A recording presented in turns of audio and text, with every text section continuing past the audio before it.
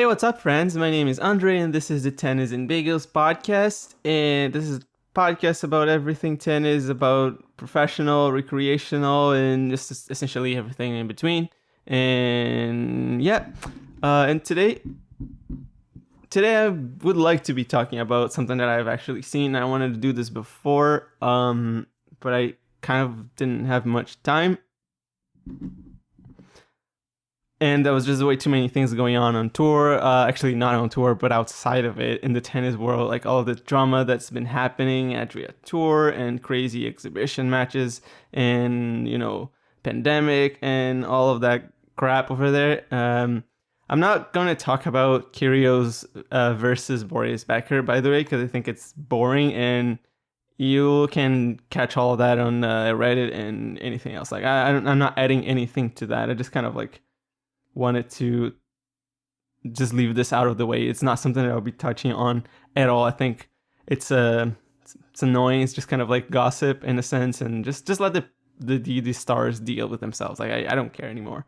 If there's something that I need to be talked that I think is important to talk about, like I did with the ATP Tour, and they come back up tennis, and I will. But this is essentially it's not important at all. Like it doesn't add anything to the content, and that's it.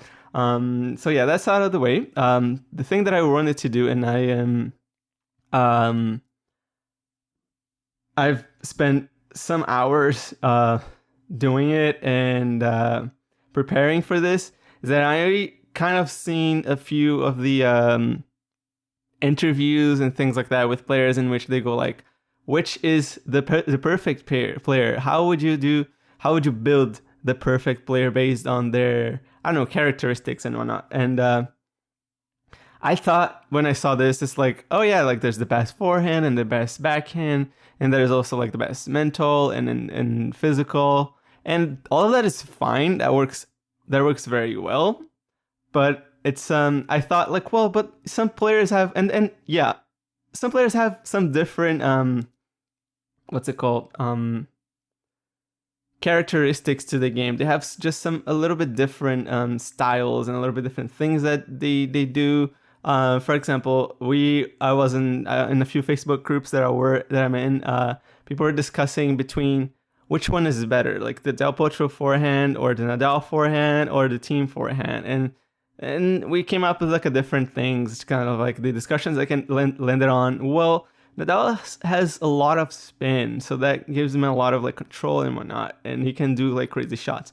But Del Potro though is like a totally different forehand. It's just completely flat and just kind of like blasts people off the court in a sense, which Nadal can sort of do, but like this is not really like what his forehand is known for.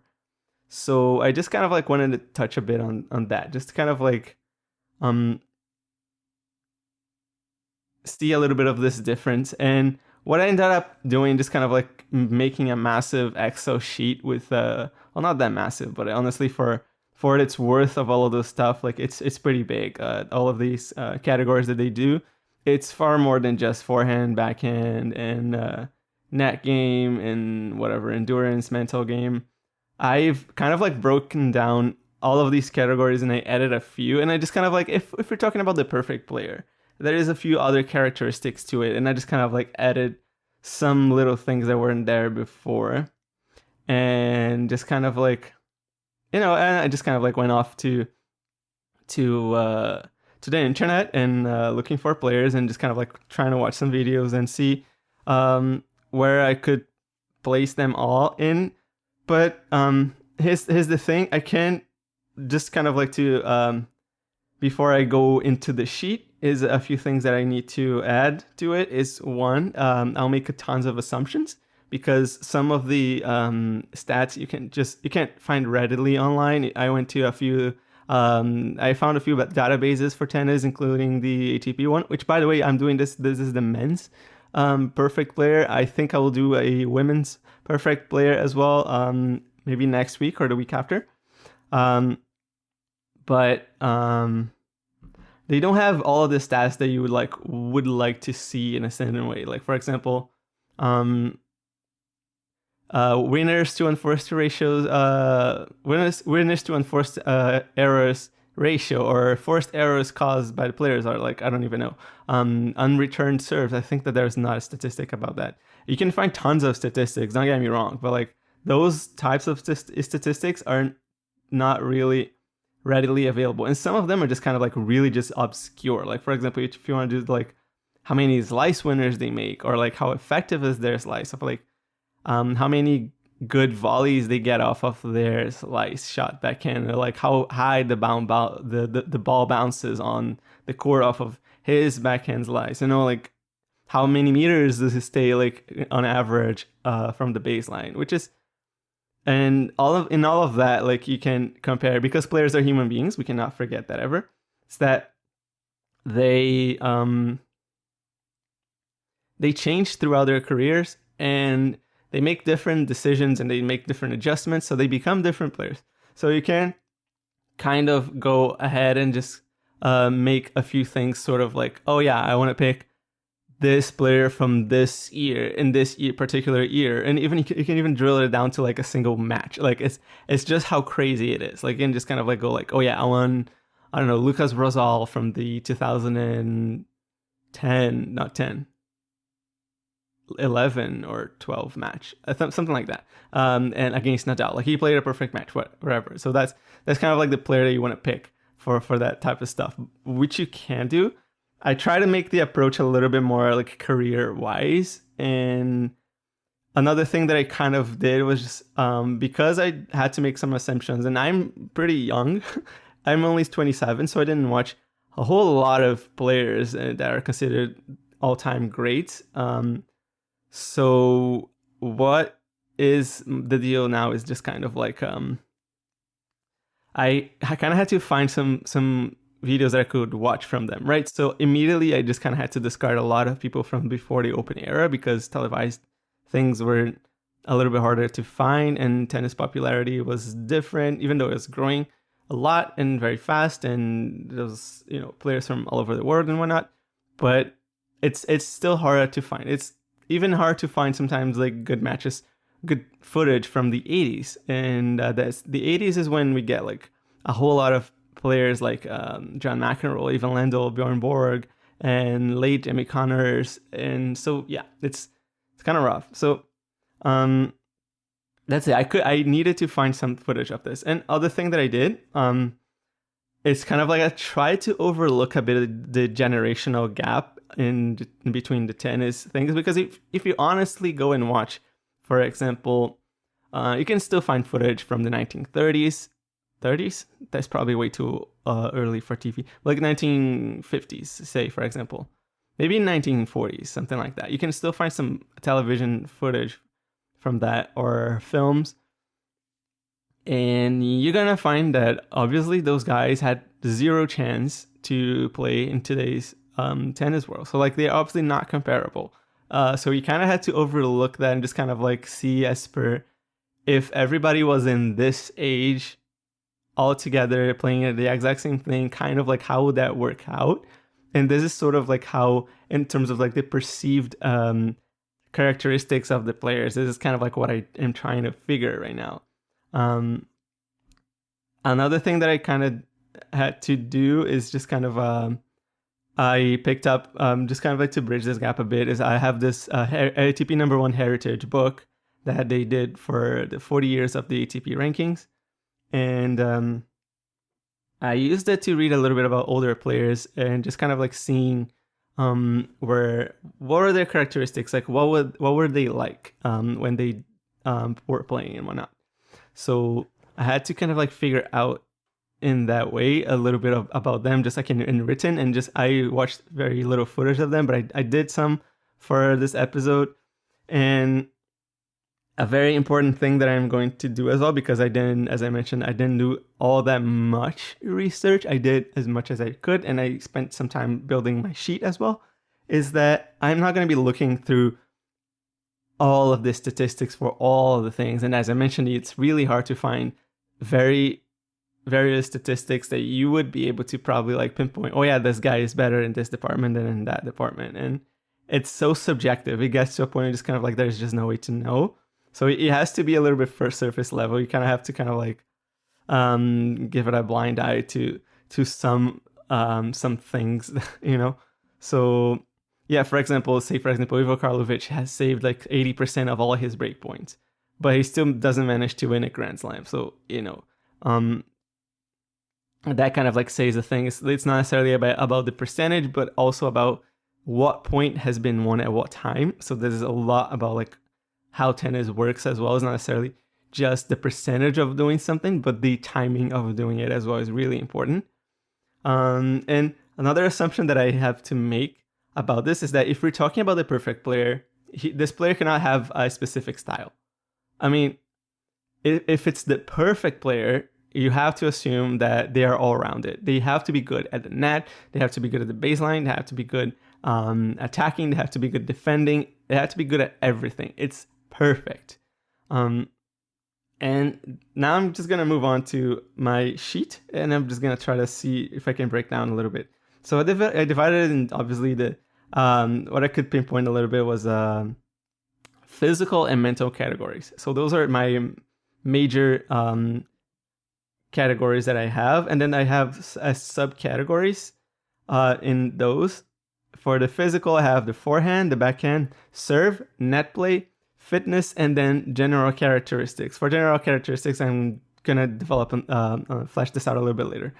But the mental, I have creative, like creativity, consistency, toughness, focus, accuracy, strategy, and desire. And I think those are probably the most subjective of all those, because for the physical can kind of still like say, oh yeah, like you get all the statistics and whatnot. But for the mental, that's when the subjective gets in. That's when all of the physical abilities are affected by the mental. Like we are one body, and mind is we can just be two separate things. So it's kind of like impossible to isolate all of those variables. So, and by the way, this is like me nerding very much about tennis though. Like it's kind of, I'm pretty sure I'm like within the 0.5% of people in the tennis fans in the world that would go this far into doing something like that. Like I am pretty sure that a lot of my friends would be like, yeah, I'm just going to look at it like for 5 seconds and that's it. Like I would rather not like go too much in depth into this. But obviously there is a 0.001% that will find those statistics. And if they can't find it, they will watch the matches and then they're going to pick them. They're going to make those statistics themselves. So I'm not the ultimate tennis nerd, but I'm pretty high up there, I believe. So, and the last thing that I'm going to say about this sheet, before I jump into all of these subcategories, which will make the forehand, the backhand, the serve, and etc., is that I kind of picked it a bit from, I developed out of the tennis elbow character sheet, in which they have forehand, backhand, volley, service, fitness, and special. The forehand, they have power, consistency, precision. The backhand also, and service also. For fitness, they have speed and stamina. For special, they have lob, drop shot, and counter. And the volley, they have net presence, forehand volley, backhand volley, and smash. So I picked up most of these things that are there, and I kind of like built my own type of thing. So without even further ado than what I've been doing, just kind of like explaining my thing, I'm just going to go into it. I'm going to go into the depths of what most tennis fans would probably not be looking into. And by the way, this is my ultimate list without looking at statistics, without being thorough about this.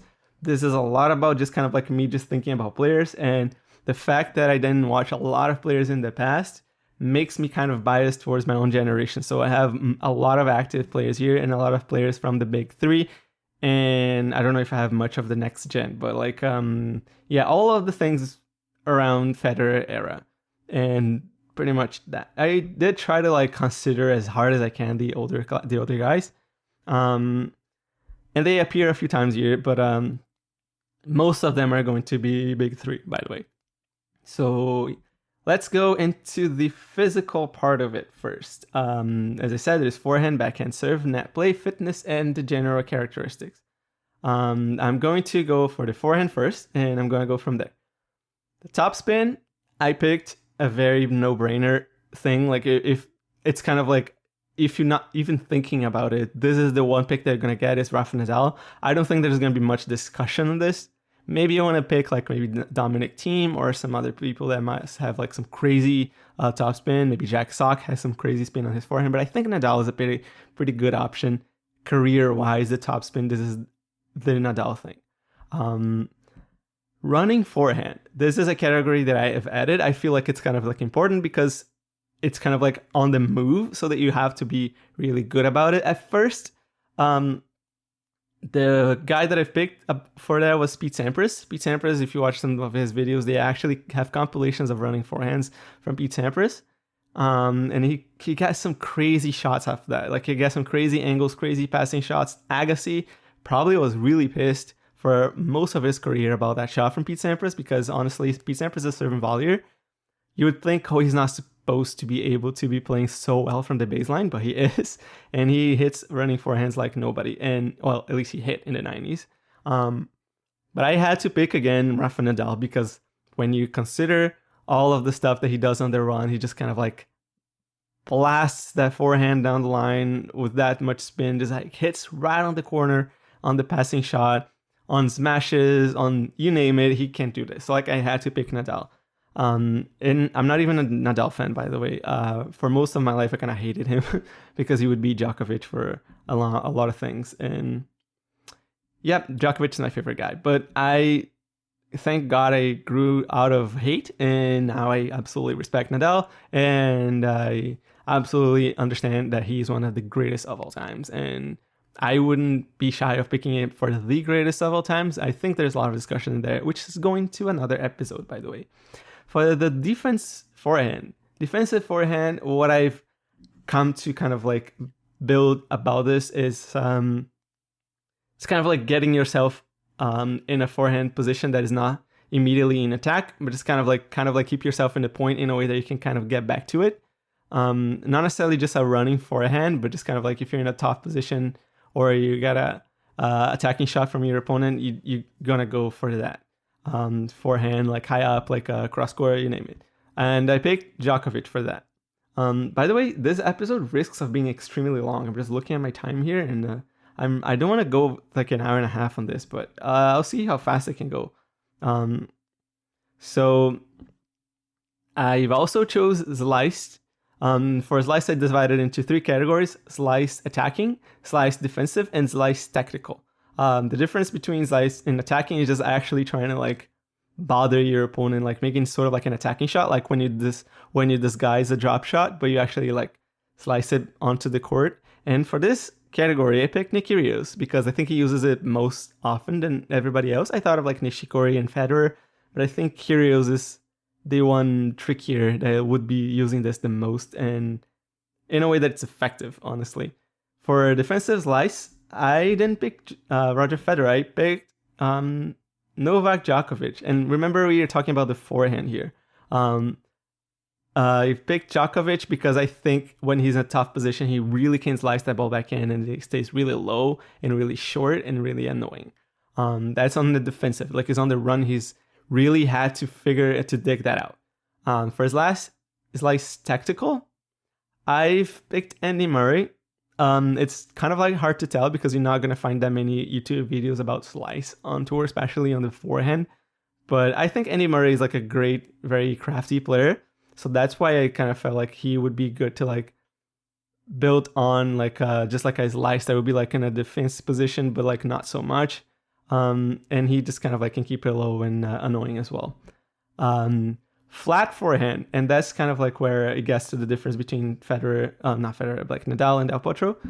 And I did pick Del Potro. I considered Gonzalez, but I think Del Potro just kind of like hits it flat, super, super flat, out of crazy positions, and just kind of can blast pretty much anybody off of the court. The other category, the next one is angle. So like the angle of the forehand.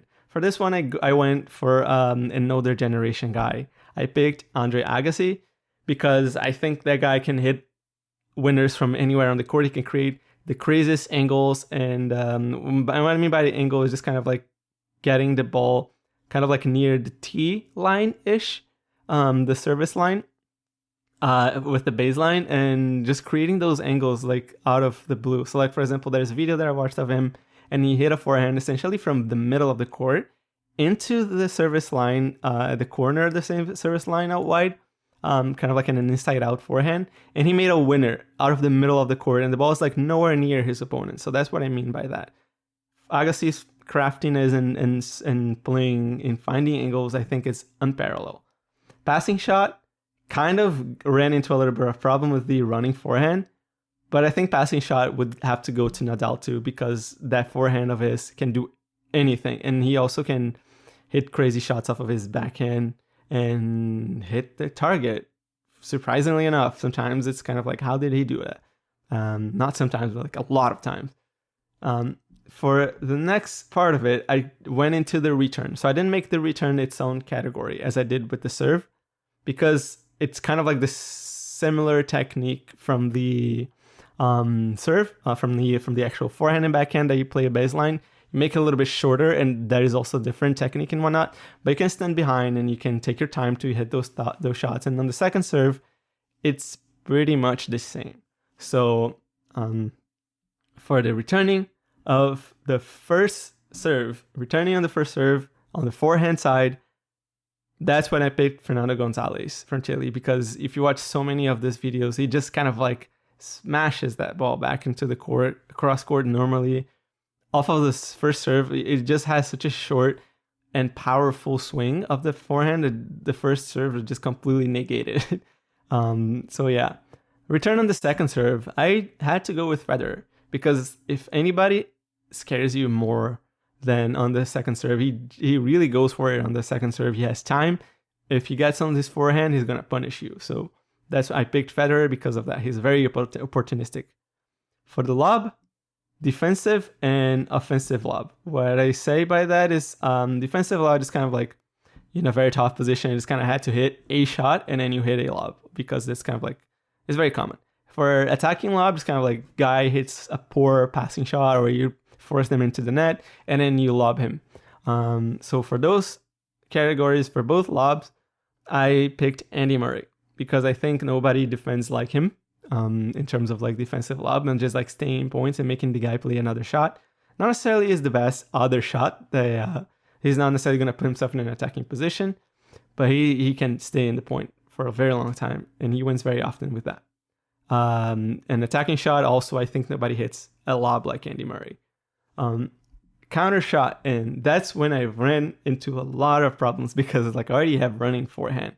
But I picked Nadal again, because I think Nadal can just kind of like muscle up any attacking shot that you hit at him if he has time. Not if he has time, but like if he has any inch of an open court, I think he's gonna take it. Like you can see so many times, they just kind of like Federer hitting into his forehand and just kind of like he just counter punching it back down the line. Is just pretty damn ridiculous. Next category is a drop shot. For the drop shot, I went with Andy Murray. I think Andy Murray just kind of like disguises his drop shots really well, and he plays off of the forehand more than other guys on tour, I think. So I do think he's got a great, especially inside out forehand drop shot. For the forehand down the line, I went again with Nadal, because if you mix up all of the things that he can do, and like he just can change direction so easily, and he's so accurate with that shot, and just kind of so deep as well. I don't think anybody really compares much with Nadal. He's really consistent with that too. And by the way, this is tough because I have consistency in my mental game, so that's when it comes to be a very difficult point into telling, just kind of like separating, isolating those variables. The next one is the forehand cross court, and this kind of like an attacking shot. By the way, you can just kind of like say everybody kind of has the same sort of forehand in a sense, like they kind of can stay in a rally for a long time, but it's not really pushing, actually making something happening. Del Potro, I think he hits like a cross court forehand like nobody. Just watch the 2009 final against Roger Federer. It's insane. For early hit, so I separated early hit from half volley, because I wanted to keep half volley just kind of like something like going more close to the net, just kind of actually hitting the ball in a sense that you kind of like nearing the net in that sense. So like early hit is kind of like more at the baseline, actually doing a full swing on the ball. And for the forehand, I picked Roger Federer because I think Federer just kind of like stays on really right by the baseline, doesn't really want to lose his position, and his forehand is really versatile for that. For the approach shot, which is obviously everybody knows, there's like a short ball that drops near the service line or anything, and you kind of like it can take advantage on that and like play an attacking shot for a winner or for setting up for a volley. And I picked Federer as well. As I said, he's a very opportunistic player, and I think his is the shot for that one, by the way. And for the backhand, I had the same categories, so I'm not gonna go through all of them again. For one of the first statistics that I actually search for was the topspin, and I was going for, like I was saying, like maybe Nadal has it, but I don't really seem to like see Nadal hitting that hard a topspin with his backhand. So I searched a bit, and I found that apparently Yannick Sinner, or I think it's Yannick Sinner, the Italian, has the highest RPM in his topspin for the backhand. So I think I just had to give it to him. It's like a very, very straightforward statistic. So I just gave that to him. For hitting a backhand out of position, I gave that to Novak Djokovic because of his athleticism. His like, he can hit those shots in crazy splits. He just kind of like has his legs like in very, very far apart from each other. It's like, yeah, just doing the splits and just hitting the backhand out of nowhere. And that's why I picked him for that. Defensive, picked Djokovic again. I think Djokovic can get himself out of essentially any attacking, any defensive position off of his backhand is like a very solid shot. Attacking slice, I went for Federer again. I don't know if I need to explain much about that. I think it's very straightforward. He has one of the best slice ever. For defensive slice, I didn't go for Federer. I actually went for Murray, because I think Andy Murray can keep the ball really, really low off the backhand and really short too. So I think his defensive slice is the better one than Federer's. And his tactical slice, I think, is also better than Federer's as well, because I think Federer's slice can sometimes just float back on the court and not be great. And one of the reasons why Nadal often takes advantage of that shot, I think, but is as a tactical shot, I think Andy Murray's got one of the greatest slices of the tour. For hitting the ball flat on the backhand, I picked Wawrinka because he can accelerate that shot like no one.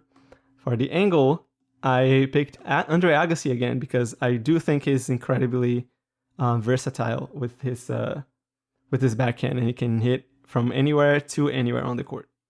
For a passing shot, I picked Bjorn Borg. I think I just watched a couple of videos and I thought it was cool. Return of the first serve on the backhand, I picked Novak Djokovic because I think he can do a nasty return off of that wing. For the second serve, I went for Andy Murray. Andy Murray is the guy that I picked for the return off of the second serve because I think he hits a little bit flatter than Djokovic, and he's more opportunistic. He has a little bit less backswing, and he just attacks it like it's kind of ridiculous sometimes. Defensive lob, I picked... Oh, actually, for the lob attacking and lob defensive, I picked Murray for the exact same reasons that I said for the forehand. For the counter shot on the backhand, I picked Roger Federer. And this one I went specifically with Roger Federer 2017 because I feel like Federer is one of those players that evolved so much in his game style and these things that he's done in his game throughout the years that I really think Federer 2017 is one of the most, not necessarily unattackable for backhands, but just kind of like people just kind of like underestimated that backhand of his, and he just went for it. He hit incredible counter shots off of that backhand, especially down the line. So it was great to see. Drop shot, Roger Federer again, just insane. Down the line, Wawrinka for essentially the same reasons why I picked him for flat. Cross court backhand, I picked Murray again for the reasons that it's essentially the same ones for the volley, not the volley, but the return of the second serve. But also because he really likes to go back. He really likes to go cross court with his backhand, not so much down the line, and maybe that hinders his game a little bit because of that. But his cross court backhand is amazing. For the early hit off of the backhand, Andre Agassi, I really don't think anybody has ever hit backhand so early as he did. And for the approach shot, I also pick Andre Agassi because I think Andre Agassi's backhand is one of the best of all time, and he kind of like just really can take that early and put it in crazy spots so that he can use his volley, which is not great, but it works. And with a setup shot like his, it's perfect. And since I'm realizing right now that like I didn't necessarily calculate how much time it would take for me to go through all of this, I kind of thought I could have done this like in much less time. Silly me, right? I am just going to kind of go blast through a little bit of this and just gonna leave my sheet with the names of it like in a link, so that you can go and check it out for yourself. And I would encourage people to also like look at it and just kind of like use it as a form of discussion as well. I think it would be really cool if this list goes into hands of many people. So I'm just gonna go through the characteristics that I picked for every single thing. For physical, I did speed of the first serve, the toss of the first serve, the slice. Actually, not the toss of the first serve, but just the toss, which I picked Federer, by the way. The toss, the slice serve, first serve out wide, which is kind of like goes a little bit into the same as the slice. But there's a difference between when you don't have to slice the ball or when you can just kind of like kick it. I also did body first serve and serve down the tee, speed of the second serve, wide on the second serve, body on the second serve, on the tee on the second serve, and topspin, which I picked Edberg. The topspin, the kick that you get on the first serve. For net play, which I actually didn't pick anybody because it took me very long to just pick all of these guys. I did forehand, just like a regular forehand and backhand, drive, forehand and backhand, drop shot on the forehand and the backhand, the reaction, the smash at the net, like with and the smash at the back of the court, and backhand smash, over the shoulder smash, which is a Nadal shot through and through, and I think Jimmy Connors, and the half volley, which I would have picked Roger Federer. I had fitness as well, and the physical abilities, and the fitness is resumed by speed, movement, front and back, movement side to side, how prone to injury they are, and I think Roger Federer would have taken that. Point recovery, which is like playing up a point and recovering for the next one, being ready. Point stamina, just like lasting in a point. Match stamina, lasting in a match. Net presence, I put this wrong here. Is wait, what? Had an error. Net presence is not supposed to be here. It's supposed to be in the net one. Athleticism, which I picked Monfils, and reaction. It's kind of like reacting to crazy shots, like reaction timing, which I did Dimitrov and Monfils. Overall health and longevity. It's kind of like if you have, like, for example, Pete Sampras who has a disease, you probably wouldn't pick him. And longevity is kind of like the career longevity, which you would see, like, for example, Federer or Connors or Ken Roswell. There's the general characteristics now, which for that I had height, dominant hand, and weight. And the reason why I decided to go for those because I imagine, well, there are players that are tall and they serve really well, but they don't move very well because of that. And I decided this wasn't like an important. Maybe there is like an average height, which is perfect for playing tennis, and dominant hand as well. I think going lefty has a really great advantage, and also the weight. I think it helps a lot. Maybe in if you're too heavy or if you're too light, maybe you can lose power or lose the speed.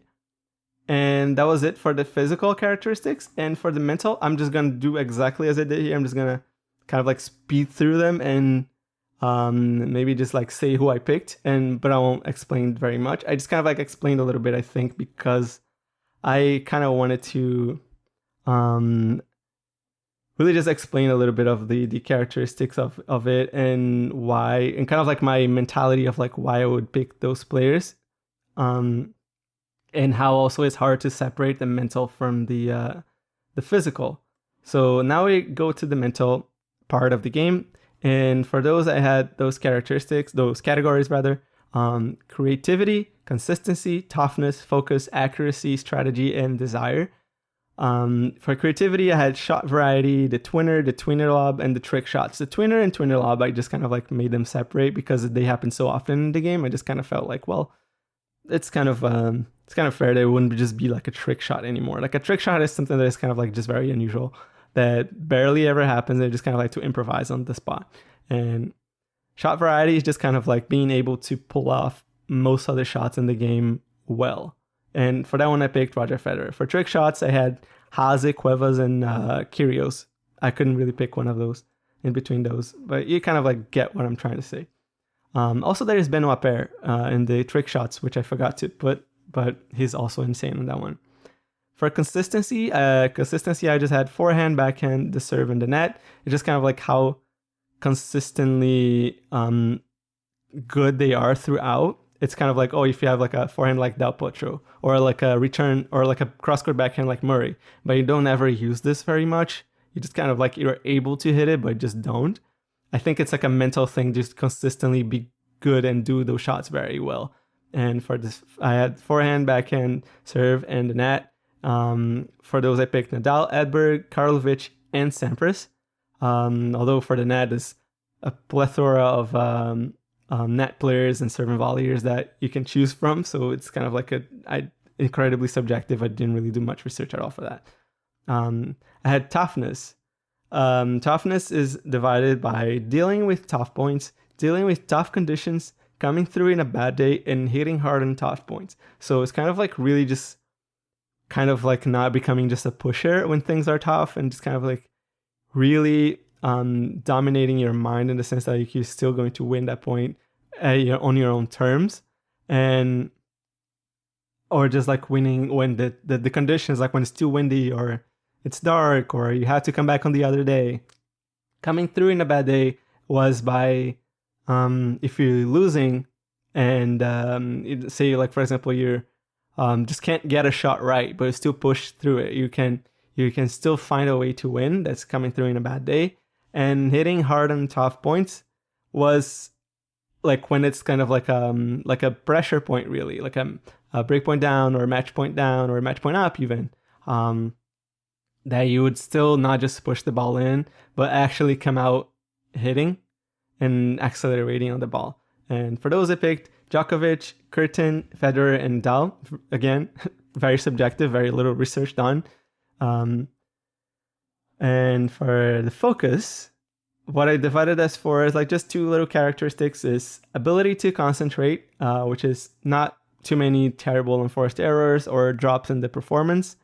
And that's kind of like throughout a match. So you play a consistent level of good throughout the entire match without too many drops and hiccups, but also without dropping, without just kind of like being in a low level altogether. For the consistency throughout the season, it's pretty straightforward. It's kind of like you play well the entire season and not just kind of like doing the grass court season or just the Australian season or Pacific Asian season or indoor court season, stuff like that. So like playing well in essentially all of the surfaces. Had accuracy as well. For accuracy, it's really just how well you can hit a really big forehand, but it doesn't really necessarily do much damage because it's not really in that specific spot that is going to hurt your opponent. But it's actually kind of like has a margin of error, but it's also really kind of hitting the right spots on the court to give you an advantage with it. And I had forehand, backhand, serve, and net again. For those I picked Nadal, Djokovic, Federer, and Sampras again. I think Sampras is just a fabulous net player altogether. So yeah, and it's hard to compare because I didn't watch that many things, and that goes like my lack of experience in match watching throughout my entire life. I didn't watch that many players playing, so yeah. Next up is strategy. For strategy, what I divided this in is just kind of like the ability. Well, it's not kind of like, it's essentially the strategy is divided in the ability to change the way they play and the tennis IQ. So ability to change the way they play, just kind of like adapting to different surfaces and different players, different conditions, and just being able to be an all-around player in various situations and hitting different shots and doing this kind of like not necessarily going too much out of your comfort zone.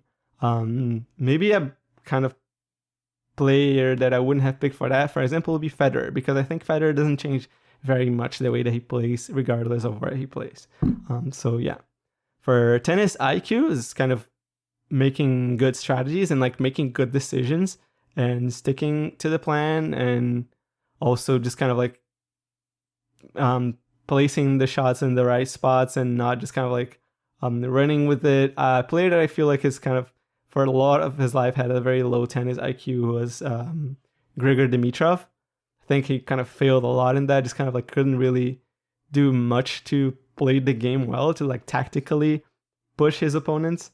And for that one, I picked Ivan Lendl because I think Lendl is probably one of the smartest guys that have ever walked onto a tennis court. It's incredible. It's almost like he thinks perfectly and detailedly, and with detail every single shot that he's going to play. So yeah, even though I didn't really watch much of him, by the way, just kind of like picking off of the things that I hear and off of the matches, well, the clips that I saw him on YouTube. And for me, I think the most important, well, not the most important, but one of the most important parts of it and this entire thing is the desire. And the desire is kind of like this characteristic that is the most subjective, like for me, because that not only affects the player performance and who becomes number one and whatnot, but it also affects pretty much every single part of this entire chart. The desire is divided in champion desire to win or killing attitude. So it's kind of essentially, I'm gonna walk on this court and this is where I win and you lose type of thing. Like it doesn't matter what you do, I will beat you.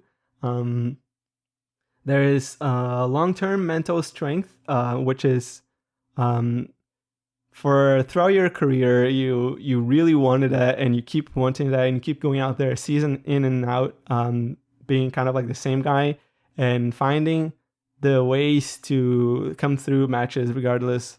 Because it just takes like a massive mental strain to like focus for so long and doing kind of like the same thing. You really have to find that. And that one just kind of like, it's very tied to the next and last category of this list, which is motivation. But motivation, I find, just kind of like, you can have the mental strength if you put your mind into it. But the motivation is just kind of like, you have this drive to go out there and still be number one and still win majors and still, be in the top 5 or be the champion or challenge the best guys in the world still after so long in your life. And I think it really has to be a long-term thing. For example, although I did put Mats Wilander in there, even though he kind of like lost a little bit of his mental motivation to win after he became number one, apparently, as per what I've read in the book. The other guy that I put in there was Connors, because I feel like Connors was a guy that he was borderline psychotic. I don't want to say like anything bad, but it's like, it's almost scary, like how much he wanted to just become the better player of all time, and just kind of like he was almost like an angry player in that sense. Like, I'm just gonna beat you, I'm gonna eat you, like when I'm in the court, like you're not going to beat me, type of thing. So I picked him for that reason. And for long-term mental strength, I picked Nadal. For champion desire to win, I picked Connors and Lendl. So yeah, this is my entire category sheet for the ultimate player category. And the point of that is twofold in a sense. Is obviously one, to have fun, just kind of like seeing lots of players and just discussing. But I think there's also something that as I was doing it, I feel like there's a little bit of something that goes a little bit deeper into that, which is it's kind of like breaking down into categories of things that maybe we can do to become better, and just also what are the things that I that are kind of like in a sense contradict each other, or that I cannot have, but I can work hard to like do something to compensate for it. And I guess it's really good too for just kind of like recreational players like us. Just kind of like look at this. Like I look at this and I'm like, oh well, there's a lot of things that I can do better. There's a lot of things that I can get better at, and very specific things to focus on. So yeah, this is my ultimate player category sheet. I don't even know how many players I've put into it. Let me count for a second. So I had 21 players listed in this thing. So, and quite literally you could have a player for every single one of these categories, and I have no idea how many there are, but probably some. I think I could easily have like 100 categories in here for things. So this is really massive tennis nerdy here. I don't think you can. Well, you can even, and I even left space so that like I can find even more categories, subcategories, but I also kind of like maybe would advise against trying to find little by little, because otherwise you just get into a few details. Like it's also important to try and figure out where is a category that you can just kind of like find a parallel with others, just kind of like a category that covers another. Just to kind of like not just go too much into detail and just kind of like becomes a kind of a little ridiculous. For example, I don't necessarily care much about the spin of the drop shot to the side or not. If the drop shot is effective, it kind of doesn't matter. It's just kind of like a style point for that, for example. So yeah, this is my crazy ultimate player category sheet. I did not think it was going to be a long podcast, but ended up being just about the same as every other one that I've done so far, or most of them.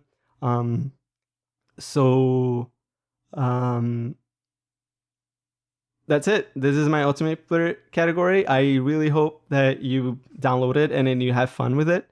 And I'll see you next time. I will probably try to do the WTA ultimate player, and I might use that one for a greatest of all time category as well. Well, not category, but I have this word imprinted in my mind right now.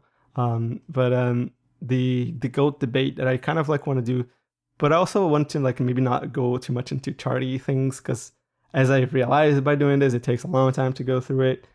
But I do think it's fun to talk about it, and it'll be far more fun, I guess, if I had somebody to talk to within this podcast. But you can have somebody to talk with about this, and if this viralizes on Twitter or something like that, people are going to be talking about it a lot. So yeah, I hope this was interesting. I know that it was probably a lot of information. This is very information heavy, as opposed to a bunch of others that I've done, which is more opinion, although there's a lot of opinion as well. But anyway, you got the point. So yeah, that's it. Thanks for listening up to here. And if you disagree with me in anything, please, I don't know, shoot me a message on Twitter or Instagram or Facebook. Instagram at Tennis and Bagels, Facebook / Tennis and Bagels.